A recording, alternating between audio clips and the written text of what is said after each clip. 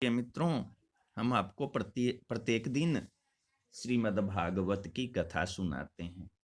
आज का जो प्रसंग है, आज की जो कथा है, वो प्रथम स्कंध का दूसरा अध्याय है। सूत जी द्वारा श्रीमद् भागवत की कथा एवं विष्णु भगवान की भक्ति का वर्णन। व्यास जी कहते हैं कि मुनियों को इस प्रकार प्रश्न करने पर सूत जी ने प्रसन्न हो उनके वचनों की प्रशंसा करके कहा कि हे मुनीश्वरों, बुद्धिमान श्रोताओं, जब श्री व्यास जी के उपदेश से कर्म मार्ग में न प्रवृत्त होने वाले श्री सुखदेव जी संन्यास लेकर वन की ओर जाने लगे, तब उनके वियोग से दुखी होकर श्री व्यास जी ने हे पुत्र कहकर जो पुकारा, तो वह न लौटे, किंतु अपने योग बल से वृक्षों में प्रवेश कर पिता का स्नेह छुड़ाने के लिए वृक्ष द्वारा ही बोले कि कहिए क्या आज्ञा है। तब ऐसे तेजस्वी जो सुखदेव मुनि थे, मैं उन्हें प्रणाम करता हूं। उन महात्मा ने संसारी जनों पर दया करके संसार रूपी निबिड़ अंधकार को दूर करने एवं समस्त वेदों के सारांश रूप ज्ञान को प्रकाशित करने वाला समस्त पुराणों में गुप्त जो श्रीमद् भागवत नाम से विख्यात है, उसे आप लोगों के सामने कहता हूं। परंतु इसके पहले समस्त मुनियों के गुरु उन सुखदेव जी को प्रणाम करके उनकी शरणागत हो रहा हूं कि जो व्यास जी के एकमात्र परम प्रिय पुत्र थे। फिर नरों में उत्तम श्री नारायण जी को और सरस्वती तथा व्यास जी को प्रणाम करके श्रीमद् भागवत शास्त्र का वर्णन करता हूं। हे मुनियों, आप लोगों ने यह लोक का कल्याण करने वाला बड़ा उत्तम प्रश्न मुझसे पूछा है।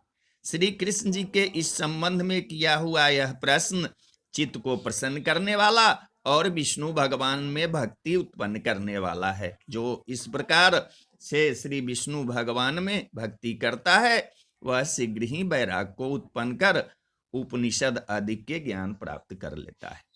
उत्तम कर्मों में कठिन से कठिन परिश्रम करके भी यदि विष्णु जी के कथा में प्रेम न उत्पन्न हुआ, तो उसका जन्म लेना व्यर्थ है और उसने व्यर्थ ही परिश्रम किया।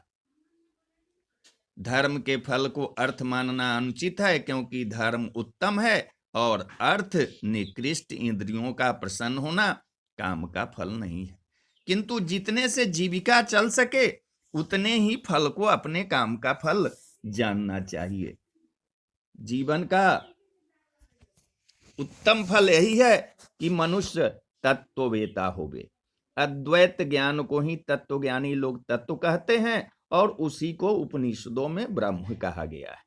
उसी को स्मृतियां परमात्मा कहती है और पुराणवादी उसी को ईश्वर के नाम से संबोधित करते हैं।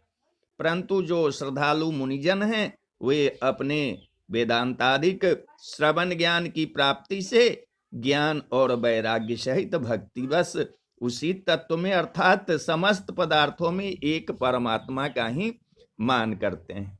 द्विज उत्तमों, अपने वर्णाश्रम धर्म के अनुसार धर्म पूर्वक किया हुआ धर्म का फल विष्णु का प्रसन्न होना है। अतः देवताओं के स्वामी विष्णु को सावधान मन से जपना और उनकी पवित्र लीलाओं को कहना और सुनना चाहिए। इस प्रकार ध्यान और पूजन करते हुए बड़े बड़े संकट कट जाते हैं। उनके ध्यान रूपी तलवार से युक्त विवेकी पुरुषों के लिए संसार में कुछ भी दुर्लभ नहीं। तब भला ऐसा कौन होगा जो उन विष्णु जी के कथा में मन न लगावे। हे ब्राह्मणों, निष्पाप पुरुषों को तीर्थ सेवन तथा संतों की सेवा में धर्म में श्रद्धा होती है और श्रद्धा से विष्णु जी के चरित्रों को सुनने की इच्छा होती है तथा इस प्रकार विष्णु जी की कथा में उनका दृढ़ प्रेम हो जाता है। फिर तो इस प्रकार भगवान के चरित्रों को कहते सुनते और पुण्य संचय करते उनके हृदय में श्री कृष्ण जी सर्वदा के लिए बस जाते हैं। फिर उन्हें कामादिक वासनाएं नहीं सताती। भगवत भक्ति एवं भागवत शास्त्र की सेवा में निष्पाप हो उत्तम यश वाले श्री विष्णु जी में अचल भक्ति प्राप्त कर लेते हैं, क्योंकि फिर उनके चित्त में रजोगुण और तमोगुण से उत्पन्न काम, क्रोध और लोभादिक विचार नहीं रहते और वे श्रद्धा सत्वगुण में स्थित होकर प्रसन्न रहते हैं। श्री विष्णु जी की भक्ति और श्री विष्णु जी का ज्ञान मनुष्य को मुक्ति और प्रसन्नता देने वाला है। क्यों न हो, परमात्मा का साक्षात्कार करना ही अहंकार का नाशक है। जब भगवान के दर्शन हो जाते हैं तब सभी प्रकार के संदेह और कर्म बंधनों का नाश हो जाता है। इसी कारण विद्वान जन चित्त को प्रसन्न करने वाली श्री विष्णु जी की भक्ति को सर्वदा बड़े प्रेम से करते और सुनते तथा उसके अनुकूल आचरण करते हैं। सत्व, रज और तम ये प्रकृति के 3 गुण हैं। इन्हीं गुणों से युक्त होकर एक ही परमात्मा समस्त संसार को विष्णु रूप से पालता, ब्रह्मा रूप से रचता और शिव रूप से संहार करता है। किंतु इन तीनों में विष्णु भगवान ही मनुष्यों का सर्वथा कल्याण करते हैं। जैसे पार्थिव संबंधी काष्ठ से धूम और धूम से मर्म साधक अग्नि होता है, वैसे ही तमोगुण से रजोगुण और रजोगुण से सत्वगुण उत्पन्न होता है, परंतु वह ब्रह्म ही इन सब का सहायक है। इसी कारण शुद्धाचारी मुनियों ने प्रारंभ से ही सत्वगुण संयुक्त श्री विष्णु की सेवा को अपनाया।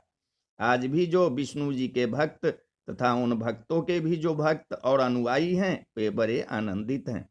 जिसे मुक्ति की इच्छा न हो वह अन्य भयंकर रूप वाले रुद्रादिक देवताओं की उपासना छोड़कर शांत मूर्ति श्री विष्णु जी को भजे।